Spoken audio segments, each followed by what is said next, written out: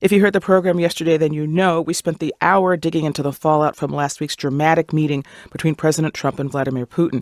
And one of the issues raised by several commentators was the fact that we've heard more about the meeting from the Russian side than from members of the U.S. government. On Wednesday, Secretary of State Mike Pompeo is set to brief members of the Senate Foreign Relations Committee about the meeting. As you may recall, the meeting came just days after an indictment described how 12 Russian military intelligence agents allegedly hacked Democratic emails in an effort to sow confusion prior to the election. After the meeting, President Trump seemed to side with the Russian denial over the determination of the U.S. intelligence agencies. The president has since said he does believe the agencies. But we wanted a perspective from someone who knows quite a bit about both of these issues, so we called Congressman Brian Fitzpatrick. He is a Republican from Pennsylvania.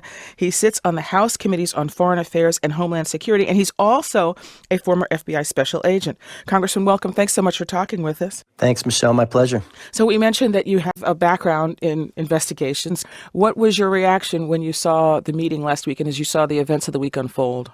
Yeah, I mean, I was beyond disappointed and quite frankly sickened by the exchange. And I talked to Will Hurd a lot, my colleague. You know, I'm the only FBI agent in Congress. Will's the only CIA officer in Congress. And both he and I have had significant experience in the area of intelligence and counterintelligence, specifically dealing with Russian aggression. And he and I both had the same exact reaction. We felt that the president was manipulated by Vladimir Putin.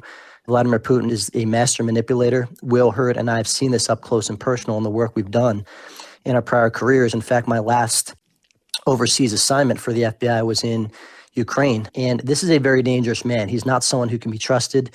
And it was very, very disheartening and quite frankly troubling to see that exchange.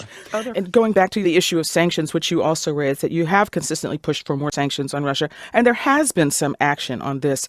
But overall, do you think that there's a sense of urgency about that in the administration? There's not nearly enough, I can tell you that. You know, I have complete confidence in our intelligence community. I used to be part of that intelligence community.